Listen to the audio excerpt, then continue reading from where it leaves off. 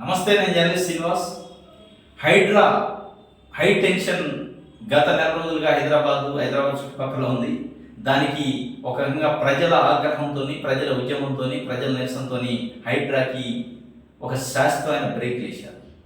హైడ్రా పైన విజయం సాధించింది ప్రజల ఉద్యమం, ప్రజా ఆగ్రహం అనేది ఇవాళ మనం మాట్లాడచ్చు. ఎందుకంటే హైడ్రా కమిషనర్ ఏవి రంగనాథ్ గారు ఎంత దూకుడుగా వెళ్ళి సామాన్య ప్రజలకు సంబంధించిన గృహాలను కూల్చారో అదే దూకుడుతోని మళ్ళీ ఇలా బయటకు వచ్చి ప్రెస్ మీట్ పెట్టి స్పష్టంగా చెప్పిండు, ఆల్రెడీ నివాస గృహాల్లో ఉంటున్న వాళ్ళని మేము టచ్ చేయము, నివాసం ఉంటున్న నివాస సముదాయాన్ని, నివాసం ఉంటే ఇళ్ళని మేము వాటి జోలికి పోమా, ఈ కబ్జానా పక్కన పెడితే అది ఏదైనా కావచ్చు, నివాసం ఉంటున్న ఇళ్ళని కూల్చము అని చెప్పిండు. ఇది ట్రాక్, ఇది కరెక్ట్ పాలసీ. ఏదైనా ఒక విషయం చేసినప్పుడు, ఒక పాలసీ తీసుకున్నప్పుడు దానికి ఎట్లా పోవాలి, దీనికి ఎట్లా పోతే దానికి పరిణామాలు ఎట్లా ఉంటాయని ఆలోచించకుండా బుల్డోజర్ పట్టుకొని పోయి దాని వెనక నోటీస్ పట్టుకొని పోయి కూల్చే కార్యక్రమం చేశారు. జనాలు వాలంటరీగా రోడ్ల మీదకి వచ్చి ఆగ్రహం వ్యక్తం చేశారు. ముఖ్యమంత్రి అదేవిధంగా రాష్ట్ర ప్రభుత్వాన్ని చీల్చి చెండాడారు. ఒక విధంగా చీల్చి చెండాడటంతో పాటు పొలిటికల్గా ఇంకొక డ్రాబ్యాక్ అయింది కాంగ్రెస్ పార్టీకి. బీఆర్ఎస్ పార్టీ ఆఫీస్కి పోయారు తండోపతండాలుగా మహిళలు, బాధితులు పోయి కేసీఆర్ ఎక్కడ ఉండాలని ఎత్తుక్కునే పరిస్థితి వచ్చింది. దాంతో కాంగ్రెస్ పార్టీ అదేవిధంగా ప్రభుత్వం ఒక డైలమా పడింది. ఏంటి మనం చేసేది వెళ్ళిపోతుంది. వాస్తవంగా చెరువుల పరిరక్షణ, నాలా భూముల పరిరక్షణ, బఫర్ జోను, ఎఫ్టీఎల్ ల్యాండ్ పరిరక్షణ, కాలువల పరిరక్షణ మంచిది. కానీ చేసే ప్రాసెస్లో ప్రభుత్వానికి తీవ్రమైన చెడ్డ పేరు వచ్చింది. అడ్డగోలుగా ఒక నిబంధన లేదు, ఒక పాలు లేదు, ఒక నియమ నిబంధన లేదు, ఒక ప్రాసెస్ లేదు. ఏ పద్ధతిలో పోతాను, ఎవరిని కూలుస్తున్నాను, ఎవరిని కూల్చొద్దు, మనకు మెజర్మెంట్స్ ఏంది, కొలతలు ఏంది లేకుండా అడ్డగోలుగా కూల్చేయాలి.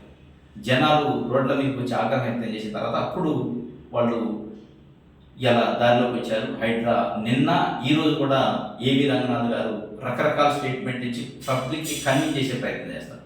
అంటే హైడ్రా ప్రజల కోసం ఉంది, ప్రజల మంచికే చేస్తున్నప్పుడు ప్రజల మీద కక్ష సాధింది కాదు. ఇది ఇంకొక స్టెప్ వేసి ఇవ్వాలి. ఇంకో మాట చెప్పిండు, నివాస గృహాలను మేము టచ్ చేయము, కూల్చము అని. నివాస గృహాన్ని కూల్చాలా లేదనుకో మీరు కూర్చోండి, డిస్కస్ చేయండి, ఆల్ పార్టీ మీటింగ్ పెట్టండి. ఉంటే ఏం చేయాలి, వాళ్ళకి ఎట్లాంటి ఏర్పాటు చేయాలి, వాళ్ళకి ఎంత టైం ఇవ్వాలి, వాళ్ళకి ఒక 4 వారాల 8 వారాల 4 నెలల 3 నెలల టైం ఇచ్చి కూల్చడం.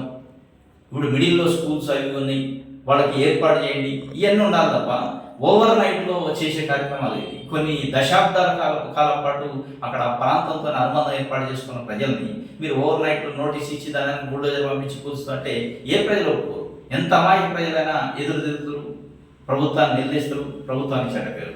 ఇలా ప్రజల పొట్ట పైన కొట్టి, ప్రజల గూటి పైన కొట్టి, ప్రజల ఇళ్ల పైన దాడి చేసి ఒప్పుకుంటారా? కాబట్టి ఇలా ఏవి రంగనాథ్ గారితో చెప్పించింది ప్రభుత్వం ఒక రకంగా, లేదు మేము కూల్చట్లేదు ప్రజల నివాసాలని, వాటి జోలికి పోము అని చెప్పి పోకండి. కానీ విధానాన్ని తీసుకుని మీరు చేసే హైడ్రా పద్ధతి మంచిదే, కానీ విధానాన్ని తీసుకొని ఏ విధానంలో అయితే ప్రజలకి అటు ప్రభుత్వానికి ఇబ్బంది లేకుండా, సంఘర్షణ లేకుండా, ప్రజలు ఇబ్బంది పడద్దు, ప్రభుత్వం ఇబ్బంది పడద్దు, ప్రజలకు భవిష్యత్తులో వరద ముంపు రాకుండా ఉండాలి, సిటీకి వరద ముంపు రాకుండా ఉండాలి. మంచి పద్ధతి, మంచి విధానమే. కానీ చేసే పద్ధతిలో తేడా. హైడ్రా అనేది మంచిదే, కానీ చేసే పద్ధతి ఏది లేకుండా, పాడు లేకుండా డైరెక్ట్గా వదిలేరు. కాబట్టి పద్ధతి మీద డిస్కషన్ పెట్టండి, సుదీర్ఘమైన చర్చలు చేయండి. అనేక రకాల నిపుణులు ఉన్నారు, వాళ్ళతో కూడా చర్చించండి. గతంలో ఏం జరిగింది, భవిష్యత్తు ఏంటి, లేదంటే వేరే రాష్ట్రాల్లో ఎట్లాంటి చర్యలు తీసుకున్నారు, వాటన్నింటినీ తీసుకొని ఒక స్టడీ చేసి దాని తర్వాత ఉంది పోతే అప్రిషియేషన్ ప్రజల నుంచి. ఇది ఈరోజు జరుగుతుంది. హైడ్రాకి అయితే బ్రేకులు పట్టి బ్రేకులు వేశారు ప్రజల ఆగ్రహం రూపంలో. ఆ బ్రేకులు ప్రజలకు కొంత ఉత్సాహం అయితే కలిగించింది. సామాన్య ప్రజల గృహాలకి ఎట్లాంటి ఇబ్బంది లేదని ఓపెన్ స్టేట్మెంట్ ఏ విధంగా అధికారించిండు. కాబట్టి కొంత రిలీఫ్గా ఉండొచ్చు, ప్రజలు ఇబ్బంది లేదు. ఇది భవిష్యత్తులో ఏం జరిగిందో చూద్దాం, వెయిట్ చేద్దాం.